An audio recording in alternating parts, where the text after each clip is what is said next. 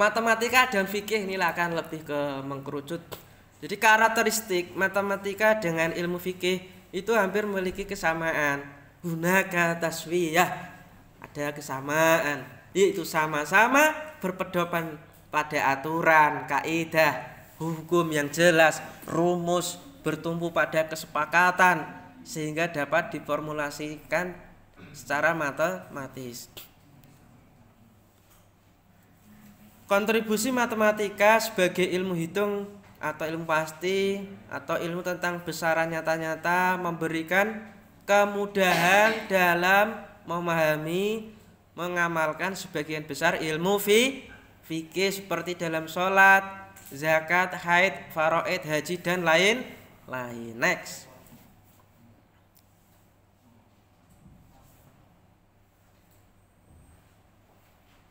Ya. Ini Al-Khawarizm ya. Ini salah satu ulama kita.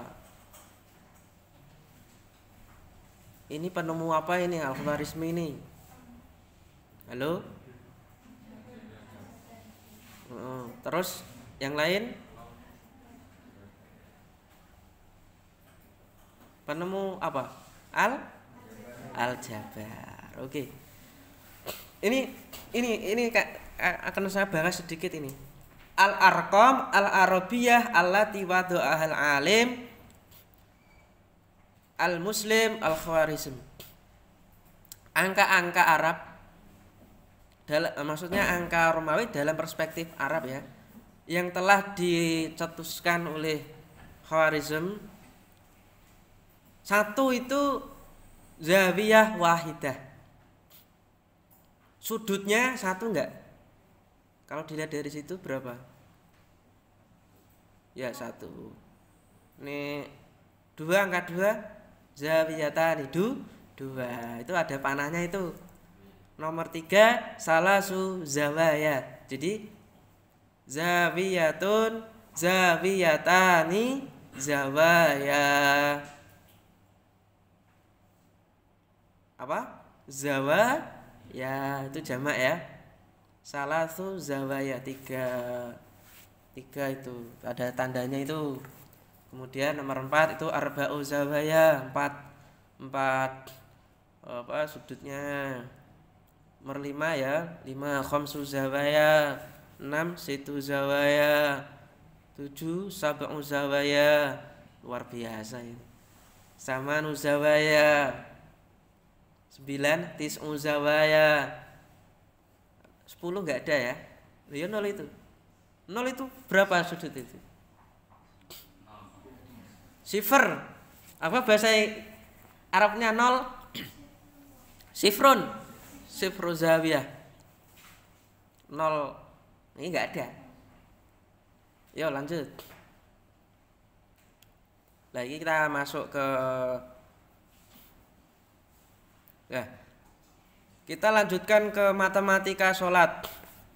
Inna sholata kanat 'alal mu'minina kitaban mauquta. Sungguhnya sholat itu adalah kewajiban yang ditentukan waktunya atas orang-orang yang beriman. Ini dalam surat An-Nisa ayat 103. Di dalam tafsir Tobari, ya, gini loh.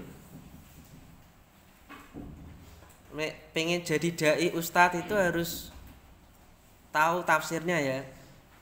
Maka saya sangat keri. Bahasa keri itu apa ya? Bahasa Indonesianya apa itu? Geli ya. Ketika ada ustadz, dosen atau yang lain ngomong Quran, bahasanya ya ngomong Quran tapi tidak menyebutkan tafsirnya, langsung ditafsiri dewi. Wah, sok-sokan iki. Nek bagiku kok kurang, bagiku itu ada yang piye gitu. Nah, contohnya gini, ini didatangkan tafsirnya, lalu baru kita bisa mengambil kesimpulan gitu loh. Ojo langsung, wow sholat wajib, ngono apa iku? Ya itu ya boleh lah ya boleh, tingkatan ya. Jadi matematika sholat di dalam ayat ini, di dalam makna tafsir Tabari, inna sholata kanat alal mu'minina kitaban mawquta, itu maksudnya yaitu inna ma huwa kanat alal mu'minina fardhon waqata lahum waqta wujubi adaihi fabayyana dzalika lahum. Jadi yang dimaksud ayat ini yaitu bahwa sholat itu diwajibkan kepada orang-orang yang beriman dengan benar-benar kewajiban atau benar-benar ya diperintahkan untuk sholat gitu. Waqata lahum waqta wujubi adaihi, dan Allah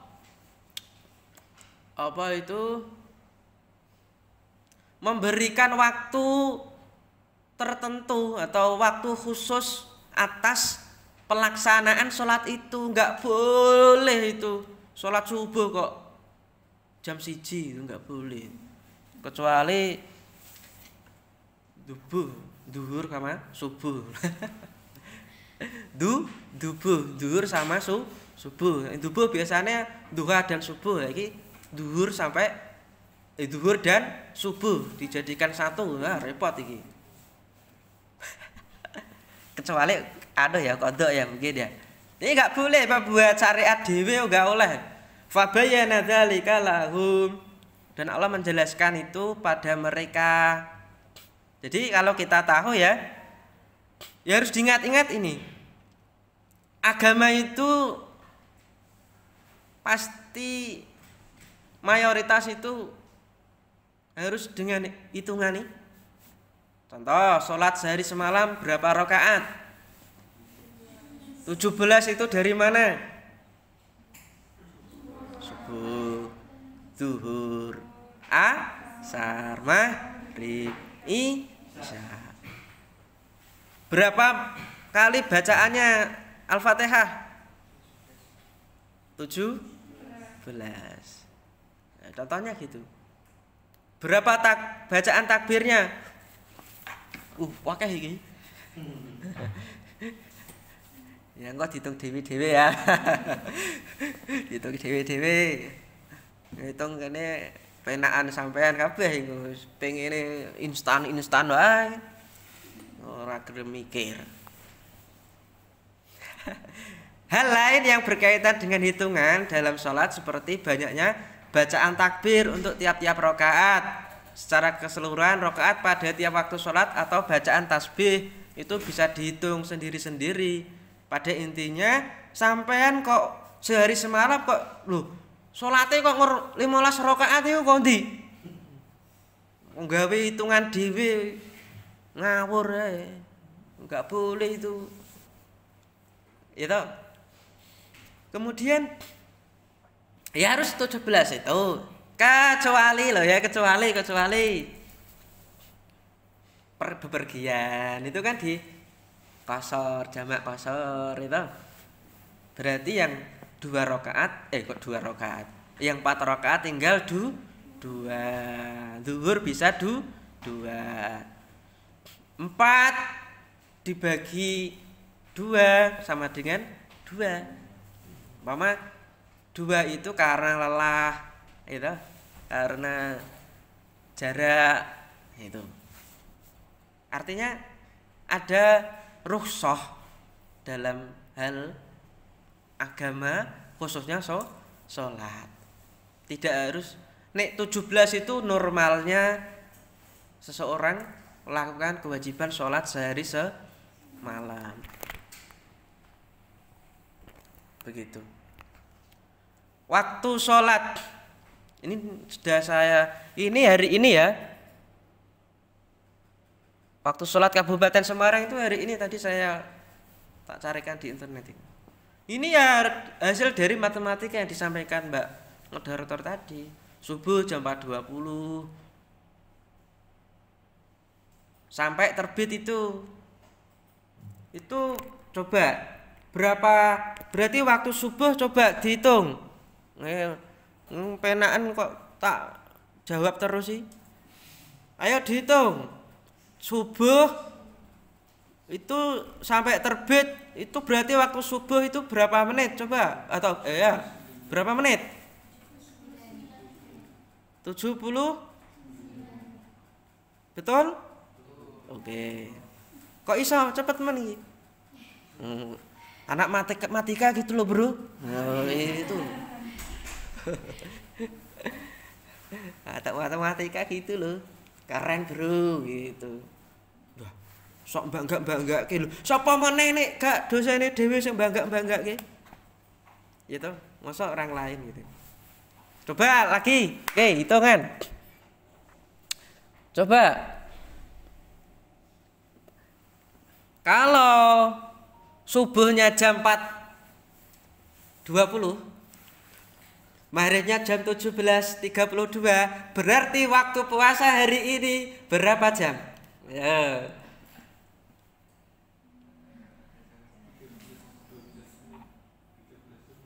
Cepet-cepetan. Iki ning hadiah ora iki?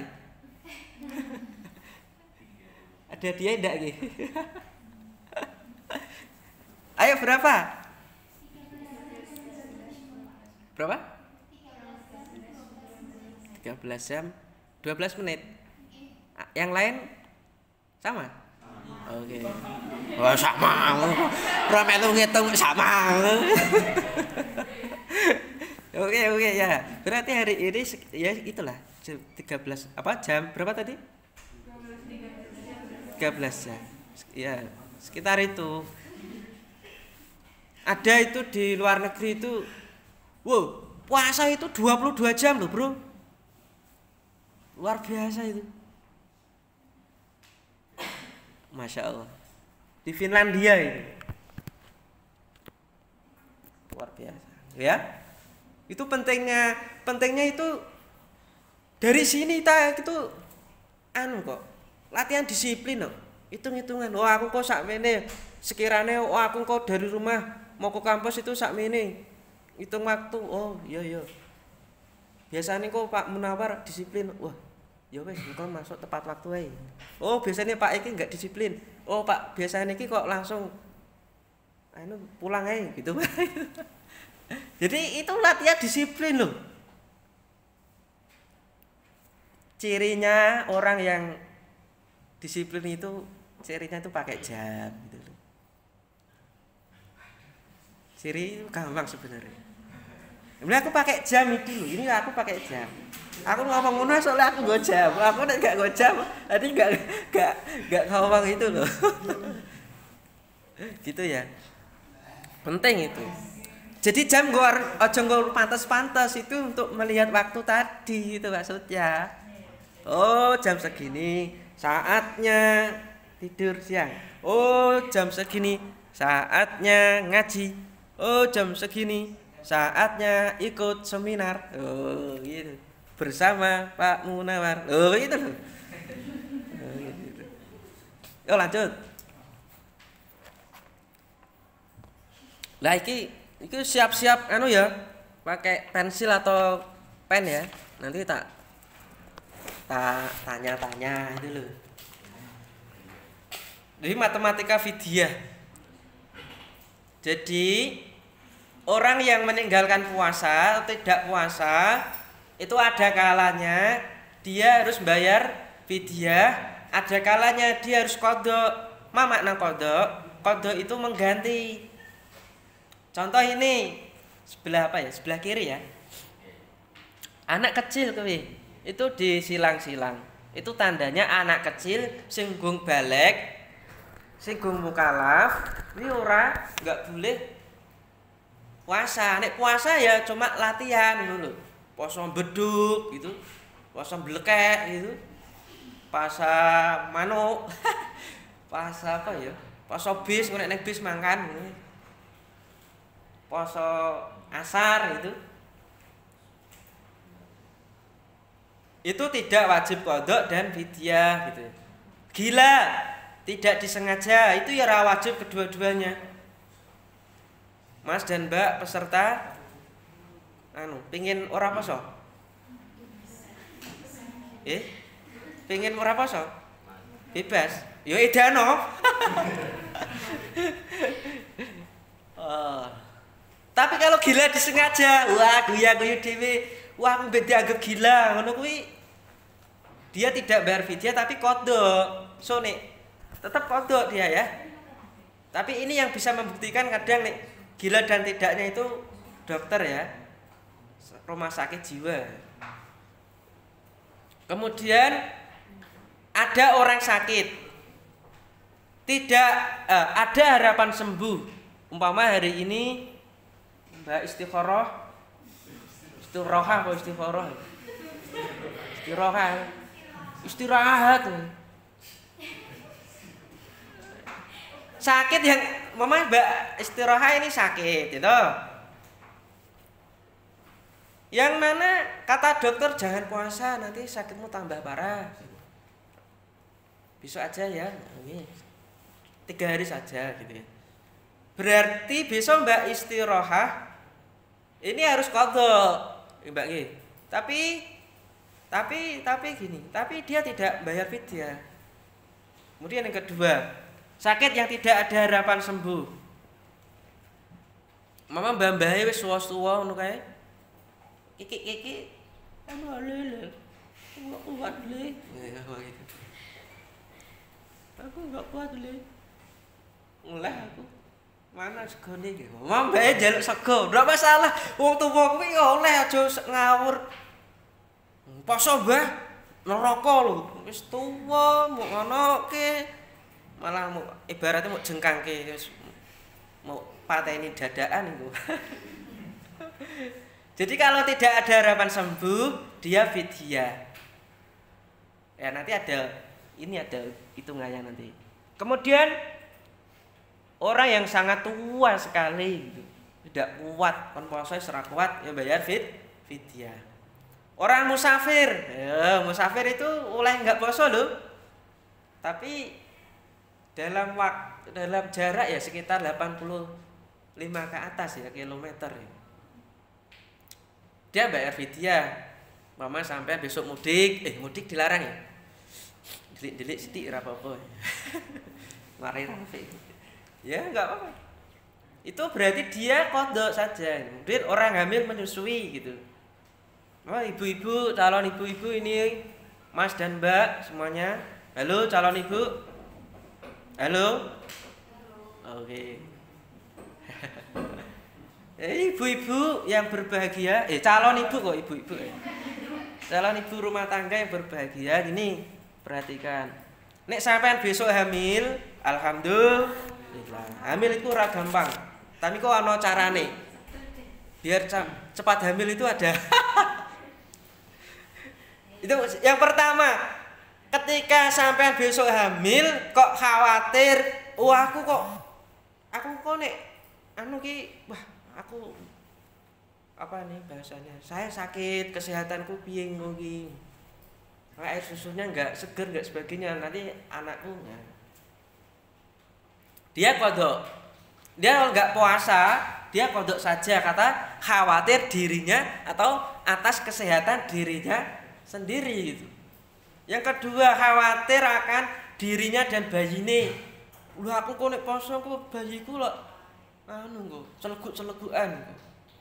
Bayiku piye kok nangis-nangis. Mama, mimik cucu. Loh, masa bayi iso ngomong? Ya itu. Berarti kalau dia seorang yang hamil kemudian khawatir akan dirinya atau kesehatan diri dan bayinya ketika melakukan puasa kok tadi apa? Khawatir kesehatannya, berarti dia hanya qadha. Lah, yang terakhir nih, khawatir akan bayi ini saja. Bayi ini tok. Berarti dia apa? Dua-duanya ya, qadha dan fidyah. Haid, menstruasi. Itu qadha atau fidyah? Qadha. Nifas. Qadha atau fidyah? Qadha. Nifas itu apa sih? Darah yang keluar kapan itu? Setelah melahirkan. Berapa hari masanya? Halo. Kayak kuburan. Berapa nifas itu? sekitar 40. Ibu bojone nggak boleh berhubungan dan sebagainya, itu nggak boleh ya. Nah, nanti setelah itu freedom, bebas, mau apa-apa ke no problem. Nah, contoh seumpama perempuan atau ibu hamil khawatir akan keselamatan dan kesehatan bayinya. Oh, ini keliru ya ini ya. Ini khawatir akan bayinya saja ya. Halo, ini nanti di revisi. Akan khawatir akan bayinya, gitu ya. Sudah betul ya? Oh, biji toh. Kesehatan bayinya, tentu dia mungkin tidak puasa selama satu bulan penuh, 30 hari. Berarti ya tinggal kali 30 kali 6,693 gram itu sama dengan 20.790 gram. 1 kilo itu berapa gram? 1000. 20.790 bagi 1000 temunya sekitar 20 kilo. Betul ya? Oke. Coba sekarang. Coba. Sampean punya mbah gitu ya. Coba nanti dikalikan. Boleh pakai otak langsung atau otaknya biar rontok dipet-pet dengan kalkulator. Coba kalau ada mbah-mbah dia sudah sepuh, tidak kuat puasa, tadi bayar fidyah. Ternyata mbah tadi selama 1 bulan itu bisa puasa cuma berapa? 27 hari. Berapa mbah itu akan membayar fidyahnya? Coba berapa?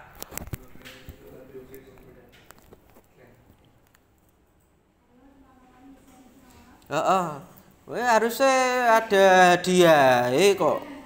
Oh, enggak ada hadiah.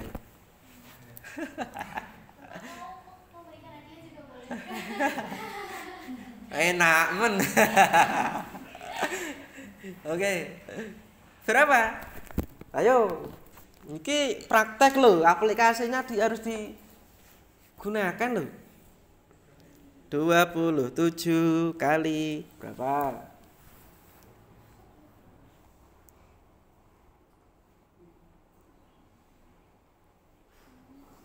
Berapa temunya? Wah, kalkulator. Sekitar 18 kilo lebih berapa? 7 onan ya. Nah, begitu. Itu cara ngitungnya. Tinggal ngalekke ya, tinggal ngalekan. Itu tolak ukurnya dalam mazhab Syafi'i seperti itu. Tapi kalau mazhab Hambali itu beda lagi. Ya, beda lagi. Atau maksudnya sama ya, sependapat, sependapat. Oke, itu matematika fidyah. Jadi bisa nanti kalau umpama sapa wae mbake, tetanggane, mbah buyute atau sampean dhewe besok ini patokannya. Oh, aku dhisik ngaji karo Pak Munawar. Yo iki dibuka lagi filenya gitu. Oke, lanjutnya.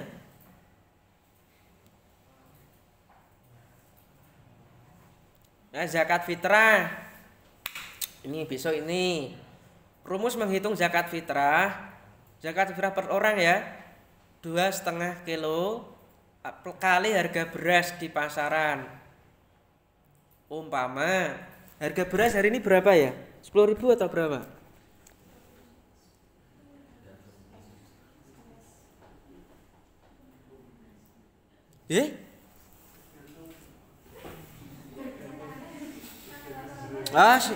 Wong wedok-wedok iki rada bantu ibuke masak. Kon blonjo ra gelem kok. Gak tahu harga beras berapa harga beras? Aja gawe aja nyontek kok. Oh ya, ya wes, ben gak padha 12.000 lah gitu ya. Bala Raja Lele kok, Bro. Gitu. Mawar. Melati ada enggak? Oke, Muhammad 12.000 ya. Coba di rumahmu itu ada bapak, ibu, kakak, adik, ya sekitar 7 orang gitu ya. Berapa rupiah yang harus dibayarkan? Berapa? Ayo cepet-cepetan. Iki nek kon lomba wis ora masuk iki. Berapa, Bos? Wah, ini langsung Mbak Rizka ini 210.000. Lah itu yang harus dikeluarkan ketika di dalam keluarga ada 7 anggota keluarga, sekitar 210. Itu kalau beras sekilo itu apa tadi? 12.000. Nah, umpama gitu. Lupa Pak, aku mau zakat berasnya super 15.000 per kilo. Oh, kok ndak masalah. Sing penting aja zakat berasnya bubuken. Ngawur iku. Apa aneh? Zakat terus apa iki? Uleten. Wah, iki piye iku? Niat sedekah ora. Itu ya. Kemudian waduh, anak kecil ya, Dik. Nah, itu contohnya zakat profesi. Ini juga ada zakat perdagangan, itu ada tabel di samping. Zakat tabungan, zakat pertanian. Umpama coba zakat pertanian. Itu kalau anu ya, kalau 10% itu tada hujan, artinya ora butuh pengairan, maksudnya beli air itu enggak, atau nyambut wong kon apa itu ngusung air itu terus disiramke, itu enggak. Itu 10% itu untuk memang air dari hujan, ndalke hujan. Yang kedua itu pengairan buatan, contoh gitu. Umpama coba dihitung itu kalau beras 5% dari anu ya, 5% itu dari panen. Coba Pak Tono hitung panen, kemudian diseleb bahasanya ya.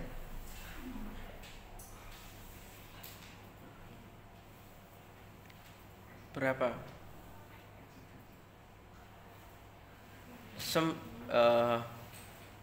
4 ton. Berapa zakate?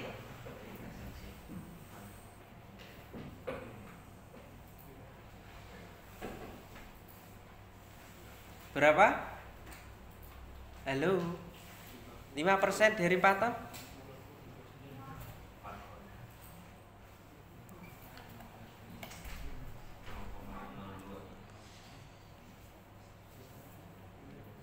Kalau 4 ton kan wes nisab ya. Kan nisabnya itu beras 524. Berarti berapa? Kalau 4 ton.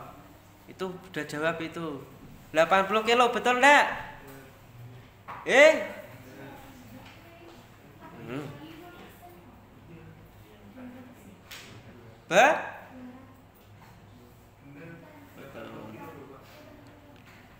Caranya gimana caranya?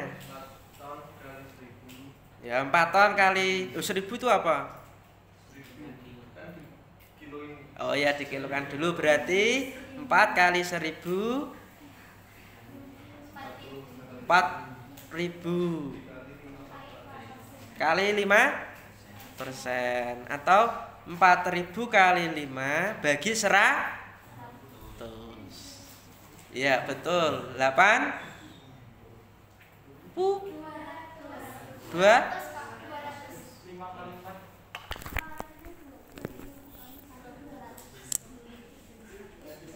dihitung bareng-bareng toh. Aku yo urung ngitung kok. Wong kok iso pen jejemuk penake tok iki. Bagi berapa?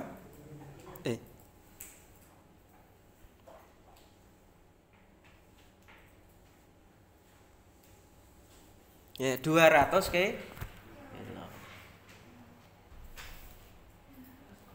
Begitu ya. Atau nanti bisa diuangkan. Boleh.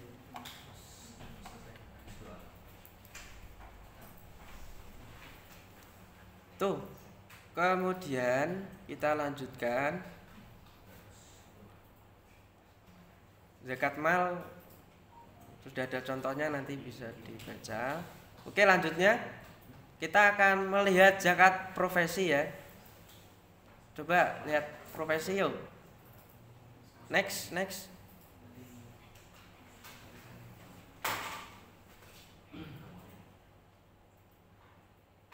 Ayo di next.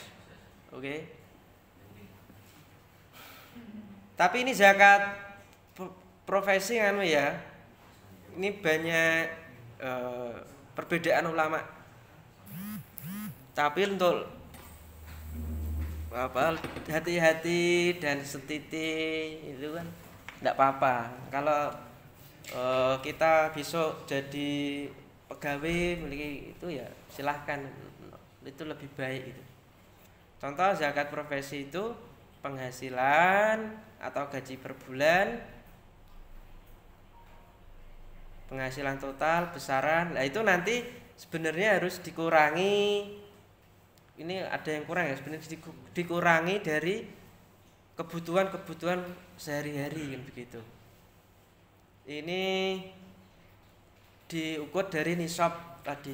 Beras 520, ada yang mengatakan 524. Itu kalau dihitung ya tinggal per kilo berapa. Umpama tadi 500 berapa itu? Beras mama ya.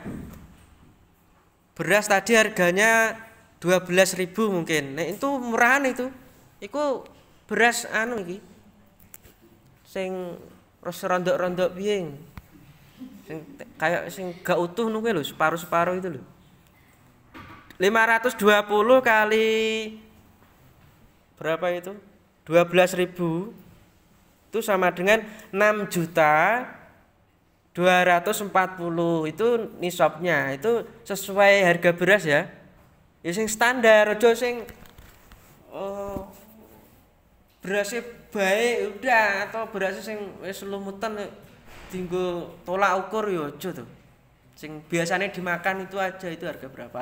Nah, setelah nanti di itu berarti nisab ini sudah enggak. Nah, di total berarti kalau penghasilan di bawah 6 juta ya enggak wis ora zakat. Lah penghasilan 10 juta per bulan. Lah itu nanti bisa. Zakatnya berapa persen itu? 2,5%. Bisa dibayar per bulan atau bisa di akhir tahun. Begitu.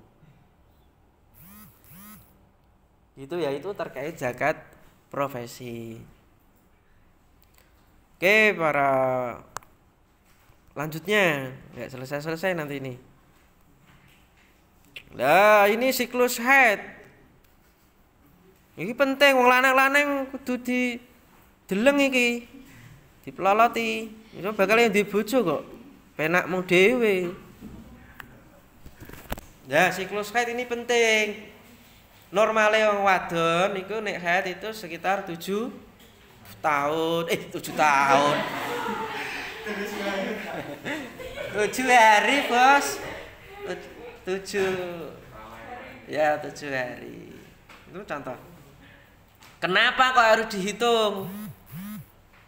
Pertama untuk melihat normal enggak haid perempuan itu. Kedua, kalau sudah punya suami atau ya sudah sama suami itu bisa ngitung. Aku kok pengen duwe anak dan lasles dasdes gitu. Dasdes itu dan cespleng itu kapan? Lah, nanti ada habis ini. Jadi ini hitung ini sih. Mbak-mbak itu haidnya normal enggak? Nah, itu bisa dihitung dari sini. Jadi yang pertama tandai kapan. Jadi wong wadon niku wajib duwe kalender. Wajib punya kalender nggih. Halo. Halo jamaah perempuan. Pada punya kalender enggak? Kalender haid, ora kalender haid.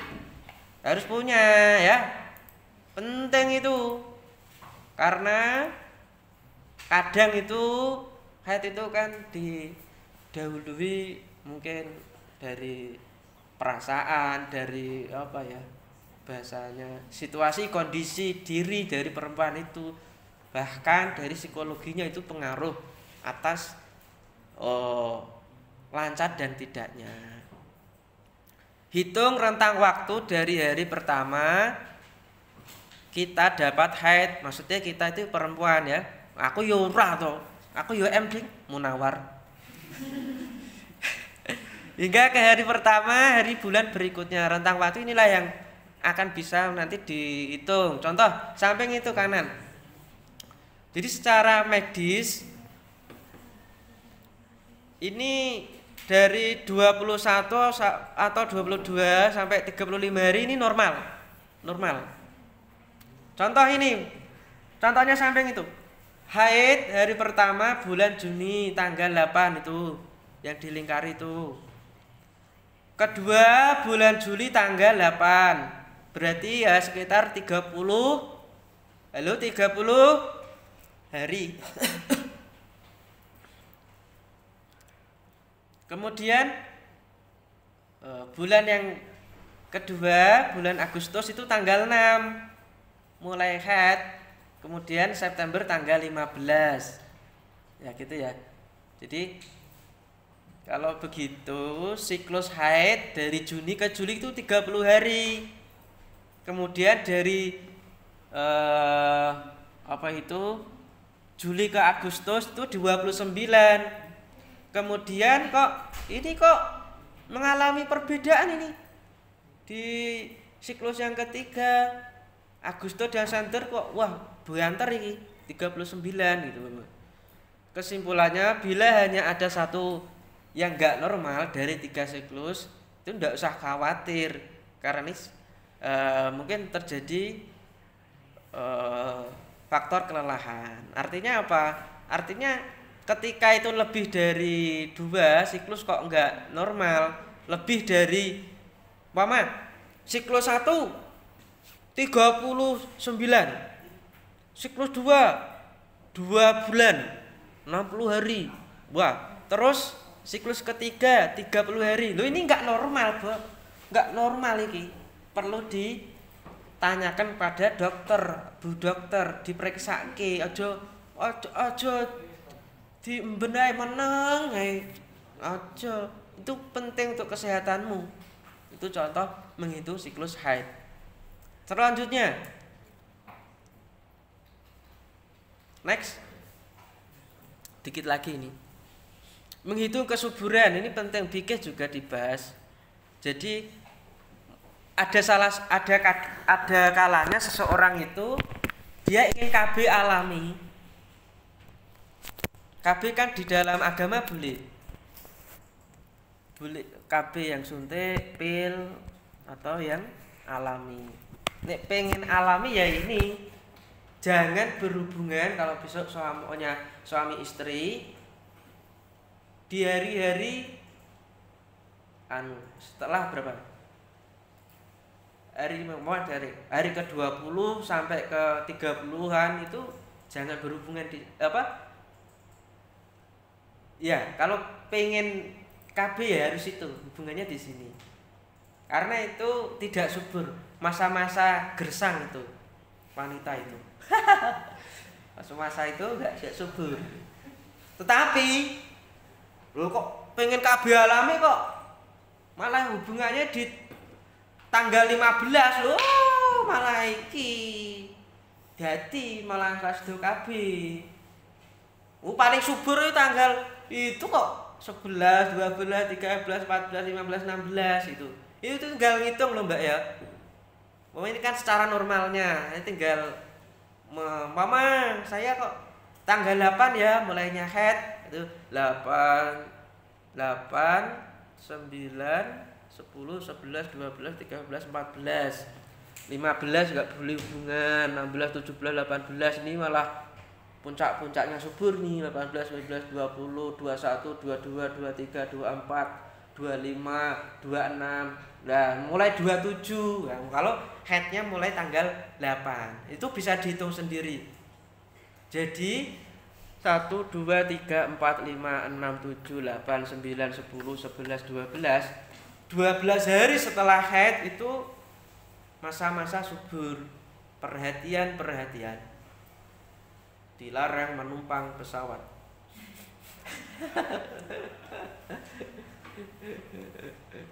Boleh menumpang mulai tanggal 20 sampai 30.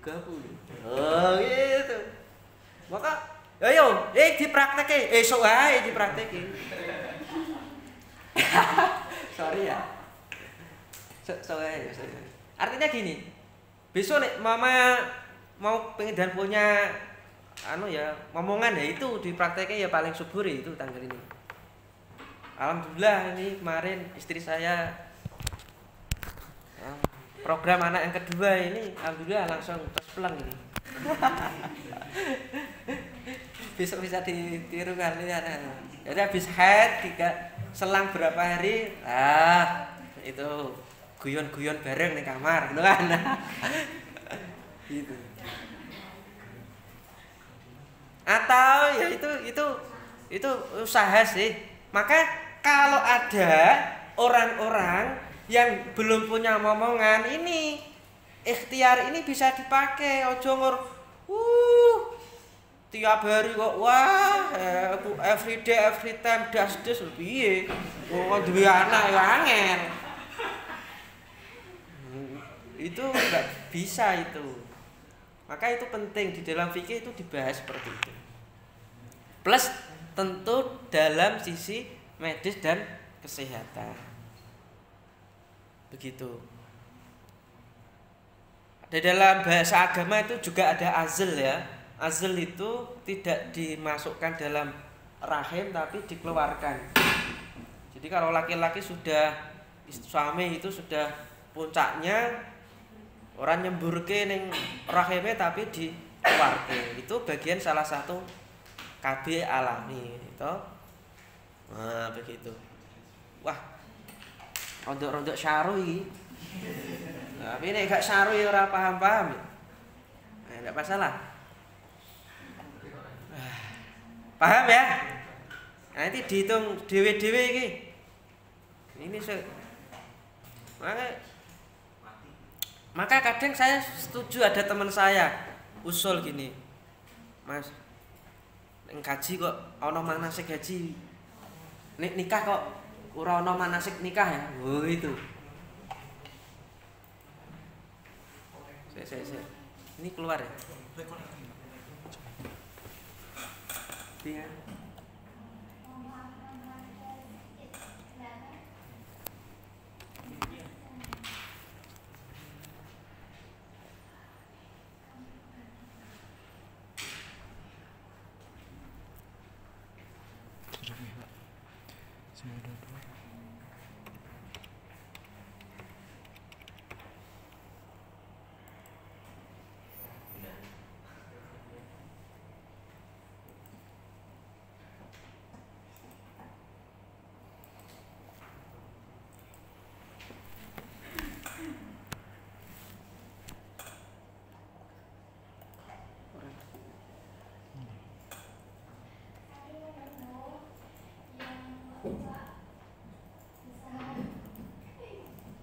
Baru trouble. Ya, hitung kesuburannya dia. Kamu udah connect belum? Tadi aku udah.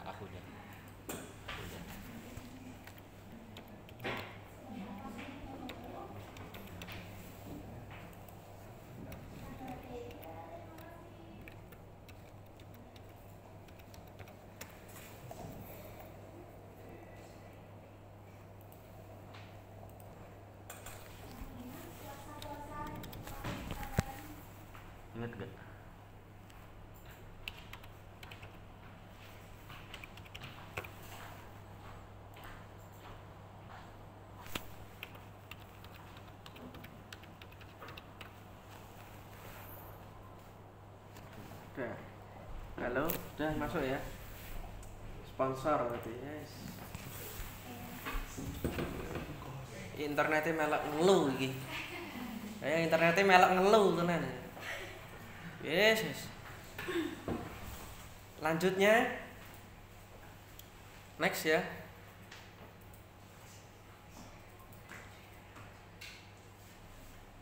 Ya, matematika haji.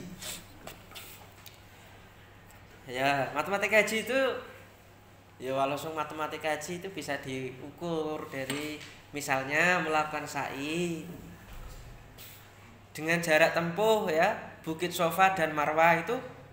Lupa bukitnya sekarang sudah tidak ada, cuma petilasan bahasanya ya. Yaitu ibarat 40 meter. Sedangkan setiap langkah orang tersebut adalah 40 cm. Berapa banyak langkah yang diperlukan? Kiri, kanan, kiri gitu kan. Tapi nggak boleh gitu ya. Jadi 40 meter itu dijadikan senti berarti 1 meter itu berapa senti?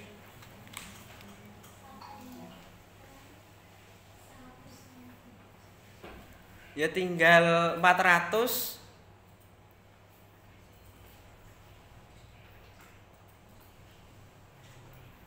Kemudian sama dengan 40.000 cm. Betul nggak itu?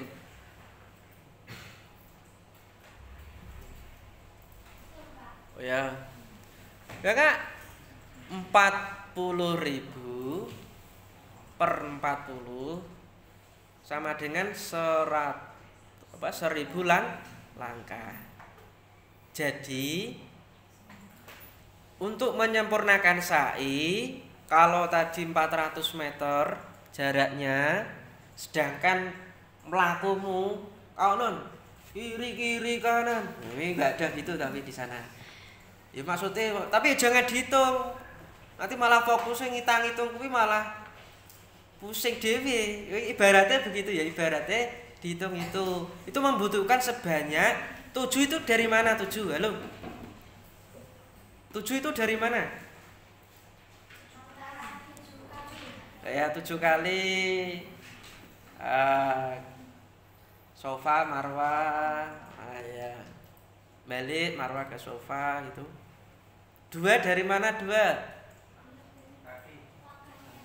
Lu.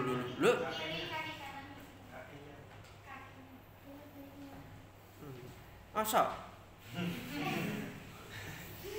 Enggak. Ini loh. Sa'i ke Marwah 1 kali. Marwah ke berapa? Berarti kan maksudnya itu 2 kali gitu loh ya. Ya toh? Nah, kali 7, 14 kali 1000. Jadi 14.000 langkah. Luar biasa itu. Maka kadang orang-orang haji itu dipersiapkan terlebih dahulu di rumahnya, di desanya itu. Jalan sehat pagi dalam rangka menyiapkan sa'i. Wah, besok nih kono gak kaget. Itu calon jamaah yang dimuliakan oleh Allah, calon jamaah haji semuanya. Orang amin iki piye? Amin ya. Amin. Insyaallah gitu. 14.000 langkah. Ayo praktek keliling kampus. Ngomong gitu. Oh, itu penting itu wis isih enom kok ngas-ngos. Oh, ora tau olahraga iki cah iki. Oke, lanjut.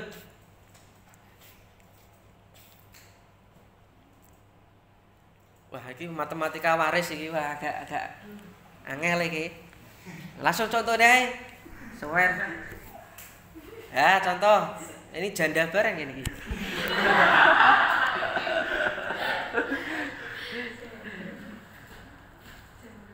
Coba diperhatikan. Istri kalau ada anak laki-laki itu dapatnya 1/8. Anak laki-laki mesti asoba itu, turahan. Oh, turahan tuh akeh kok. Aja guyu sih, ya akeh. Wah, itu ya. Cucu anak laki-laki, nek eneng anak laki-laki dia mahjub. Mahjub itu tertutup ya. Ibu kalau ada anak laki-laki atau ayah itu tetap 1/6. Itu nanti dibaliknya itu atasnya tadi ya. Kudu manut, percaya, enggak percaya. Di jewer. Jadi itu, mama hartanya itu setelah ditotal dikurangi hutang dan sebagainya itu bersihnya 50 juta. 1/8, 1/6, 1/6 itu bisa itu kalau itu hitung-hitungan apa itu? Ala apa itu?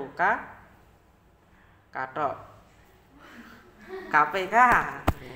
KPK enggak itu? Tamat matematika. Ya KPK lah. 1/8, 1/6, 1/6 itu ben mudahnya itu disamakan dengan 24 ya toh. 8 berapa kali sampai 24? Itu 3 toh.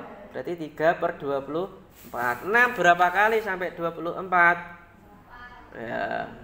Berarti 4/24. Yang bawahnya juga. Ya itu kalau dihitung itu. Tetapi gini, kalau mau mudah, enggak usah angel-angel. Zaman saya kayak gampang. Download toh gitu kan. Aku enggak cuma ngomong toh ini.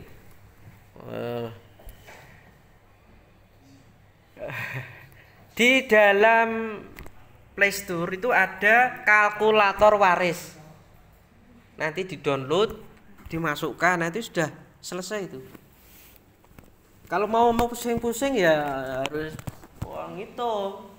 Kalau mau pusing-pusing. Tapi itu sudah ada contohnya. Hutangnya berapa? Biaya penyelenggaraan haji haji ngataan. Jenazah berapa? Utangnya berapa gitu. Coba dipraktekkan. Persiapan wis tak kei iki wae, rasa ngel-ngel. Oke ya. Persiapan kertas gunting. Persiapan kertas pen atau alat tulis. Ada seorang suami meninggal gitu ya. Coba semuanya siap. Ada istri meninggalkan istri 1, rasa akeh-akeh. Anak 2, anak laki-laki dong. Perempuannya enggak usah, kok makan. Cucu laki-laki 1, cucu perempuan 1, ibu 1, ibu perempuan tuh ya kok. Terus ayah, wes meh padha wae lah. Tapi beda sithik tadi anaknya 2. Anak laki-laki ini 2. Uangnya ini 50. Berapa? Pinginnya 100. Enak kali. Wes 75 juta aja. Coba dihitung.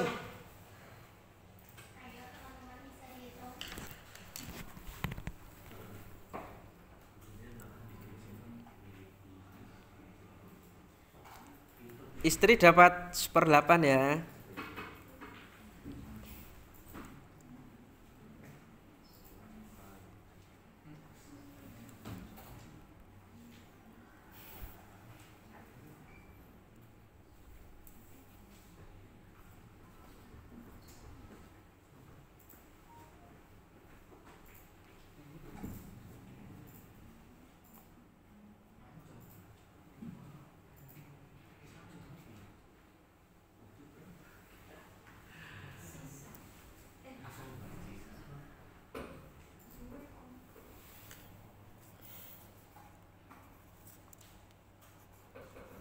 Ngitung lo aku yang ngitung ki. Ayo.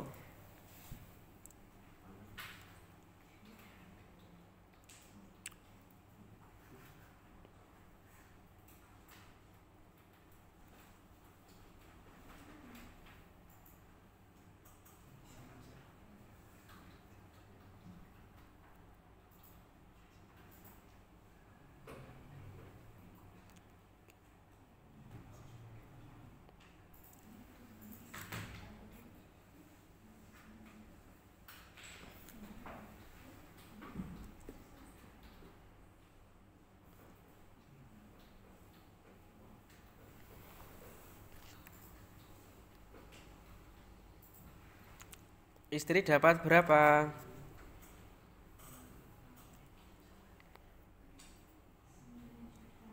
9? Ya, 9.307.7 75 ya. Ibu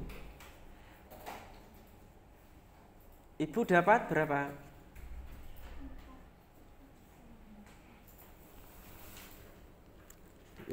Ibu dapat 12. Sama ya sama ayah ya. Berarti sisa berapa?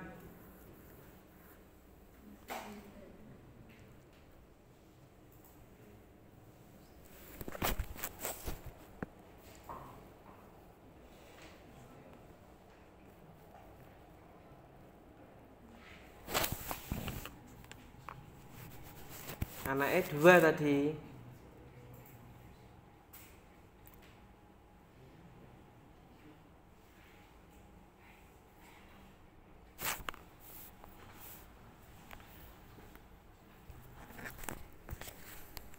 Sekitar berapa lo?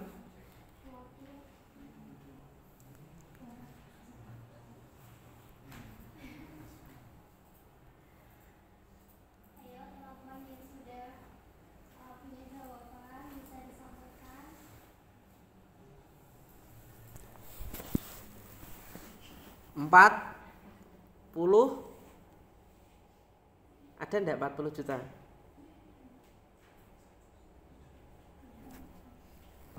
Berapa yang sudah? Terus nanti dibagi 2 gitu ya, karena 2. Ya sekitar itu ya. Berapa tadi? 49 bagi 2. Ya, bagi 2 itu. Oke.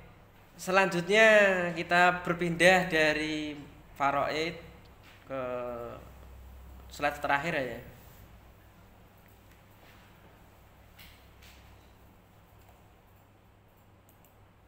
Lanjutnya operator. Nah, tujuan akhir atau ending dari belajar matematika perspektif Islam yang pertama tiada lain bahwa untuk mengembangkan sikap cinta, kebenaran, kejujuran, ketelitian, kecermatan, tidak ceroboh, tekun, ulet, wakeh tenan nih. Sabar, percaya, pantang menyerah, wis pendidikan karakter. Jadi belajar matematika itu erat dengan pembentukan akhlak karimah. Nah ini saya tambah sendiri. Selain itu tujuan yang sudah saya katakan tadi dari belajar matematika, interkoneksi, integrasi dengan fikih itu untuk membimbing agama atau beragama dengan baik dan benar sesuai dengan syariat agama Allah Subhanahu wa taala. Kalau orang buta terkait matematika ini bahaya. Nek wong buta awam tanya pada yang tahu. Pak, saya ini wong sugih apa lah kuwi. Daganganku laris, aku duwe wis piye iki zakate iki? Aku sik wong awam. Ya takok sing ngerti kan gitu. Syukur-syukur bisa menghitung sendiri. Itu pada intinya bahwa agama tanpa adanya matematika akan membuat orang menjadi sesat di dalam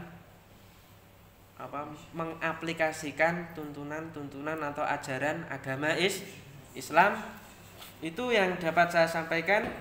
Maaf banyak guyon iki, santai aja ya, karena kalau matematika itu sepanang terus bledos ini otaknya nanti.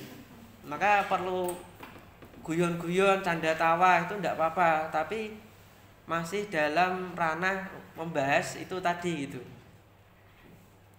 Apalagi kalau backgroundnya itu enggak matematika, backgroundnya bahasa, walah, gitu. Dan itu saja yang dapat saya sampaikan. Terima kasih. Wassalamualaikum warahmatullahi wabarakatuh. Saya kembalikan ke Mbak moderator, monggo.